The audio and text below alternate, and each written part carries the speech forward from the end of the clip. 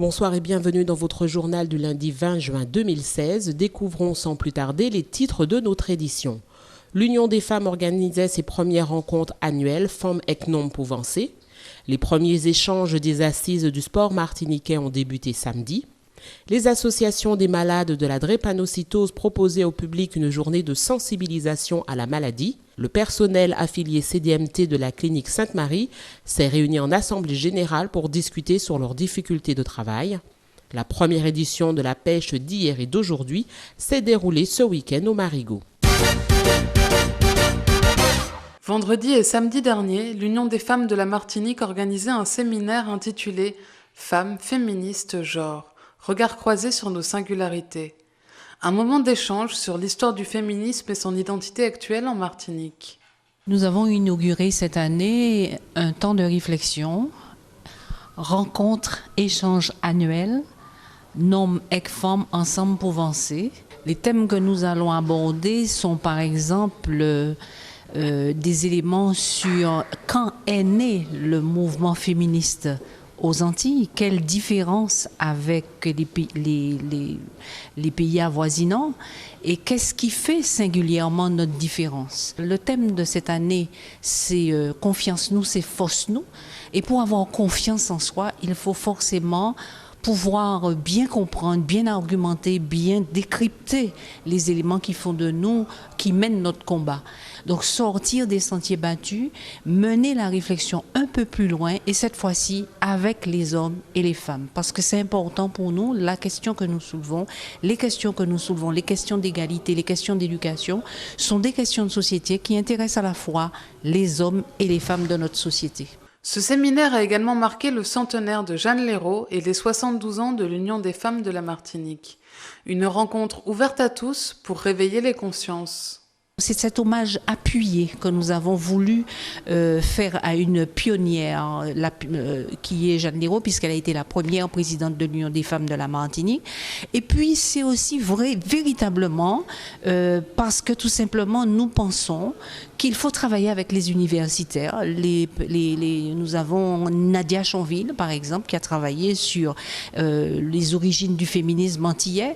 Donc c'est autant d'éléments qui vont nous permettre d'avoir confiance et puis nous permettre de continuer. Nous allons lancer aussi une brochure qui s'appelle Nous aussi, c'est-à-dire nous aussi les femmes de ce pays, nous aussi les femmes, nous construisons l'histoire. Donc on aura une série de brochures qui fera le portrait d'un certain nombre de femmes, Jeanne Léraud, Yvette Mauvois, les Charbonnières, tout cela pour mettre un éclairage sur le rôle social des femmes dans l'organisation du pays. Nous l'avons intitulé Nous aussi, Femmes d'hier, combat d'aujourd'hui. L'UFM est une association active en Martinique. Elle s'implique pour développer une société sans discrimination ni violence envers les femmes. Les assises du sport martiniquais ont officiellement débuté samedi à l'Institut martiniquais du sport en présence d'élus, des professionnels du secteur et des partenaires. Cette rencontre a pour objectif de définir, sur la base des pratiques actuelles, les plans d'action à mener à l'horizon 2016 dans le domaine des sports au profit de l'ensemble des Martiniquais. Durant ces échanges, les élus et professionnels débattront autour de grandes problématiques telles que le sport et l'équipement, le sport et l'éducation, l'avenir du Tour des Yoles-Rondes ou encore le financement du sport martiniquais. Les professionnels attendent de ces assises un mouvement profond dans l'amélioration du sport en Martinique. C'est tout l'ensemble qui m'intéresse, c'est-à-dire tout ce que nous allons débattre pendant les 8 semaines et qui va nous permettre de sortir un livre blanc et d'avoir un peu les orientations de la CTM au niveau sportif. Bon, maintenant, on peut aller en diagonale et se rendre compte que, premièrement, notre sport, nous fournissons toutes les équipes de France, nous sommes, quelle que soit la discipline, il faut le revaloriser. Il manque des images de sportifs dans toutes les villes. On ne les connaît pas, les sportifs. On connaît plus des sportifs venus d'ailleurs, ce qui n'est pas normal. Il faudrait d'abord revaloriser nos propres sportifs. Il faudrait que nos propres sportifs, même s'ils ont été formés chez nous et après se sont perfectionnés ailleurs, acceptent et de reconnaître franchement qu'ils sont martiniquais, pas antillais, mais d'abord martiniquais. D'abord martiniquais, parce que ça aussi, ça manque le retour d'image. On vient pour parler des difficultés, avec des gens qui acceptent de nous écouter. Et qui vont prendre en compte nos revendications. Bon, bien sûr, tout ne sera pas rose. Il ne faut pas croire que demain, on va obtenir tout ce qu'on a demandé. Pas du tout. Mais on obtiendra serait-ce que 20% de ce qu'on a demandé. On se rend très bien compte des deux côtés qu'il y a des difficultés. On se rend très bien compte qu'il y a problème et qu'il faut trouver le moyen de régler ces problèmes. Bon, ces infrastructures qui ne sont pas mises à disposition de monsieur tout le monde posent problème. Et pourtant, de l'autre côté, on te dit qu'il faut enlever les jeunes des cages d'escalier, des abribus. Donc on se rend bien compte que tout est lié dans le pays. Tout est lié dans le pays. Le sport qui est dans les mains des bénévoles, qui ne sont pas toujours reconnus, qui ne sont pas appréciés, qui ne sont pas aidés complètement, ou de temps en temps un petit message, c'est très bien, continue. Oui, mais ça ne suffit pas, c'est très bien, continue. Okay? Donc il faut à tout prix que tout le monde, y compris le monde économique, puisse se rendre compte que nous sommes un pays, qu'on a un potentiel, qu'on a des possibilités, il faut nous aider à aller le plus loin possible. C'est une très bonne chose d'avoir organisé ces assises du sport ici en Martinique, parce que je crois que le sport le méritait. On constate que dans différentes disciplines, il y a des infrastructures qui manquent, il y a beaucoup d'autres choses qui manquent également, notamment au niveau du volley, quand on voit que certains clubs s'entraînent toujours à l'extérieur. Et dans les cas où il pleut, ils ne peuvent pas s'entraîner, donc les entraînements sont reportés. Lorsqu'ils reçoivent à l'extérieur, ils ne peuvent pas recevoir également puisqu'il pleut, ou sinon les parquets ou les terrains sont glissants. Donc là, c'était une vraie problématique et je crois que ces assises vont nous apporter quelque chose puisque les responsables l'ont dit, ils vont revoir les gymnases, rénover les gymnases et faire en sorte que ceux qui ne sont pas couverts soient couverts. Mais je crois qu'il ne manque pas que ça, puisque quand on sait que certains lycées ont des gymnases qui ont la possibilité d'être ouverts aux associations sportives, et il me semble qu'on parlait les années passées de convention entre ces associations et les lycées. Et je crois que ce matin, je n'ai pas entendu parler de ça. Je crois que c'est peut-être une omission, mais je crois que par la suite, comme il y a d'autres séances pour ces assises, on en reparlera et les responsables de la CTM nous diront exactement ce qu'il en est de cette situation. Samedi, les débats porteront sur le sport scolaire et universitaire et également sur le sport et l'éducation. La manifestation est ouverte au public. Dans le cadre de la Journée mondiale de la drépanocytose, de nombreuses associations ont organisé une journée de détente et de découverte à la forêt Vatable des Trois-Îlets. L'objectif est d'informer sur la drépanocytose, maladie méconnue. Des ateliers de sensibilisation étaient proposés aux visiteurs, mais aussi des stands plus ludiques afin de parler dans un cadre plus détendu de cette maladie handicapante. Les gens ne se font pas dépister parce qu'il n'y a pas assez de prévention sur la maladie. Donc c'est seulement si c'est vraiment au sein de la famille que les gens se font dépister parce qu'ils ont quelqu'un qui est drépanocytaire. Mais nous, entre population martiniquaise, des fois nous sommes atteints du gène, on est porteur sain et on ne sait pas par rapport au manque de prévention. Se faire dépister, discuter, échanger, mais autour aussi que ce ne soit pas fait de façon scolaire au hôpital, c'est-à-dire autour d'un moment de détente, aspect ludique, pouvoir expliquer ce que c'est. Les gens s'amusent et en même temps ils repartent chez eux avec des connaissances et ils se sont amusés, se sont détendus. C'est pas comme des conférences, on est assis toute la journée. C'est ça qu'il faut faire. Une fois qu'on a décelé la maladie, donc on prend en charge la famille et le patient pour mettre en place en fait un suivi, pour les accompagner vu que c'est une pathologie assez lourde. Donc en fait l'enfant dès sa naissance, s'il est décelé, on le suit jusqu'à son adolescence, l'entrée dans sa vie active, quoi. Et même quand il est adulte, on continue le suivi. Tout ça, c'est pour l'aider à maîtriser sa maladie, maîtriser son traitement, détecter ses symptômes Donc en fait, c'est ça, nous, notre objectif. C'est une maladie héréditaire génétique. C'est uniquement les 2 parents qui transmettent aux enfants. Ce n'est pas une MST, parce que souvent les gens croient que c'est une MST. Ce n'est pas une maladie sexuellement transmissible. C'est une maladie uniquement, c'est le papa et la maman qui transmettent aux enfants.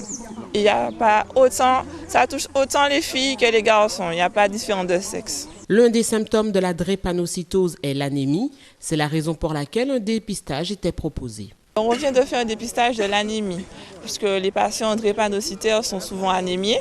Donc grâce à l'hémoQ, donc on pique au niveau de la main et on récolte une goutte de sang et un résultat s'affiche. Et grâce au résultat, ça permet de voir si le patient est anémié ou pas. Les valeurs normales pour quelqu'un de bien important, c'est entre 12 et 14 grammes par litre. Pour quelqu'un qui est drépanocytaire, les valeurs qu'on peut tolérer, c'est entre 8 et 10, parce que ce sont des personnes très anémiées. Être atteint de drépanocytose, c'est avoir d'importantes douleurs continuelles. Valérie, porteuse de la maladie, nous parle de son expérience.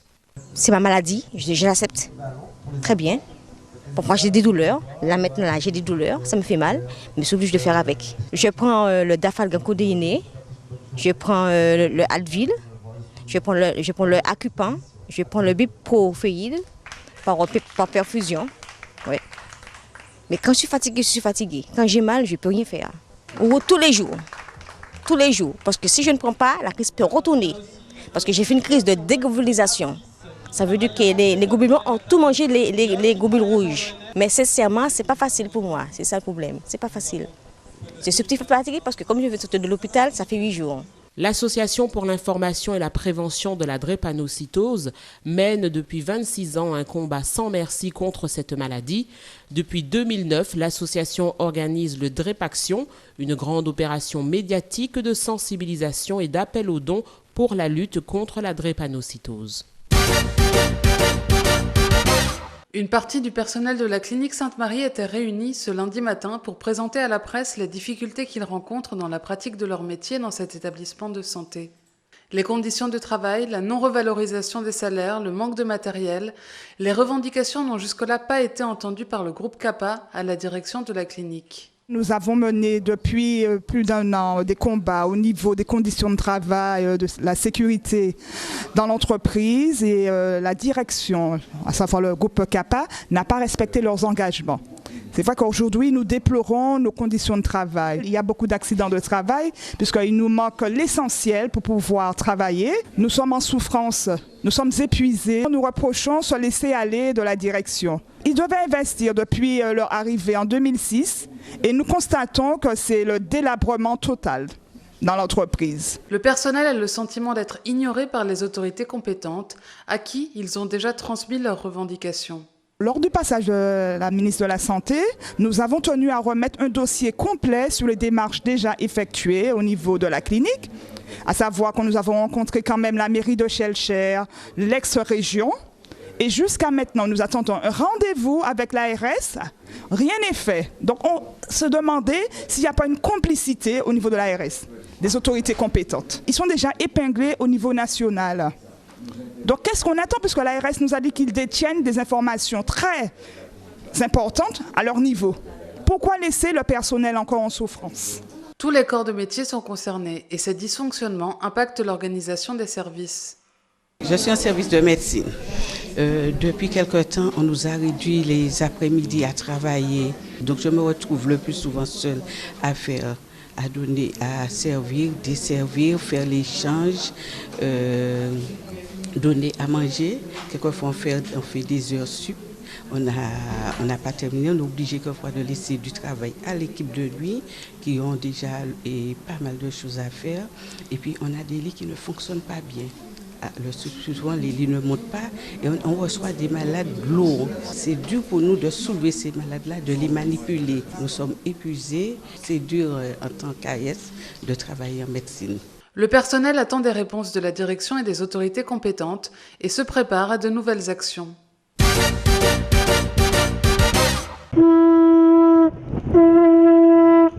Samedi au Marigot, les activités et métiers autour de la mer étaient mis à l'honneur par la Vague d'Or, l'association des marins pêcheurs du Marigot.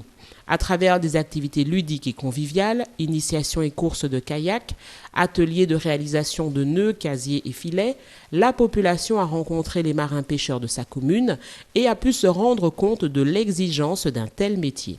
J'ai voulu faire une osmose entre les pêcheurs et tout ce qu'il y a tout autour, de façon qu'on puisse être un petit peu plus solidaire envers tout ce qui vient du métier de la pêche. Aujourd'hui, on fait une rencontre avec la population. C'est une rencontre entre marins et population. Nous sommes 8 patrons pêcheurs, mais nous sommes 11 marins pêcheurs enrôlés.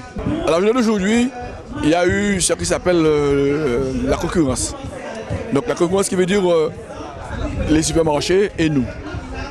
Ça ne se voit pas qu'on n'arrive pas à fournir la population. Pourquoi? Parce qu'ils se dirigent assez souvent plus vers les grandes surfaces que vers nous. Alors qu'il aurait fallu que ce soit le contraire. Mais bon ben, si on peut dire, on essaie quand même de fournir un peu de tout ce qu'on a. Mais ça va certainement pas être suffisant. Mais on fait avec ce qu'on a. La pêche, c'est la grâce de Dieu. Hein. La manifestation qu'on est en train de faire, c'est pour pouvoir faire comprendre à tout le monde que la pêche, c'est un métier comme tout autre. Et on a un avenir dedans. Parce que la pêche, c'est pas uniquement aller prendre des poissons, aller prendre avec son bateau, des hameçons. Il y a plein de métiers tout autour. On peut devenir ingénieur, on peut devenir capitaine de la marine. On peut devenir, comme je disais tout à l'heure, chef pilote de pouvoir gérer les gros bateaux de croisière, de tout. Il y a plein de débouchés. On peut devenir mécanicien marin, charpentier marin. Tout ça fait partie des métiers de la pêche. Donc le problème qu'il y a aujourd'hui, je pense qu'il n'y a pas eu suffisamment de messages pour faire aux autres comprendre que la pêche, ce n'est pas uniquement ça. Il y a plein de débouchés là-dedans. L'entraide est une qualité importante chez les professionnels de la mer. Des marins-pêcheurs d'autres communes n'ont pas hésité à faire le déplacement pour soutenir leurs collègues marigotins. Une solidarité avec les marins-pêcheurs de Lorrain, donc Marigot-Lorrain, donc je ne peux pas me permettre de ne pas passer les voir. Donc ils ont fait une manifestation formidable. Donc je suis venu avec mon ami, mes 2 amis, et puis donc on est autour d'une table. Que demander de mieux? Les gens de la mer, c'est la solidarité de la mer. Aujourd'hui c'est eux, demain ça c'est à nous et puis aucun problème, la vie continue. Anti-sympathie, anti-comité qui a fonctionné pour nos marigots, pour la fête des pêcheurs. Alors ce qui fait que nous toutes là, entre nous toutes, les petits, les grands, les moyens, tout le monde a fonctionné, les pêcheurs surtout notamment, alors tout le monde a ambiancé bio. Vous comprenez? Alors domino galo aussi, mais c'est pas domino poisson, c'est domino cochon. La première édition de la pêche d'hier et d'aujourd'hui se poursuit, mercredi 29 juin, avec la fête des marins-pêcheurs. Et c'est ainsi que se referme notre édition. Rendez-vous demain à 19h20 pour une nouvelle page d'information.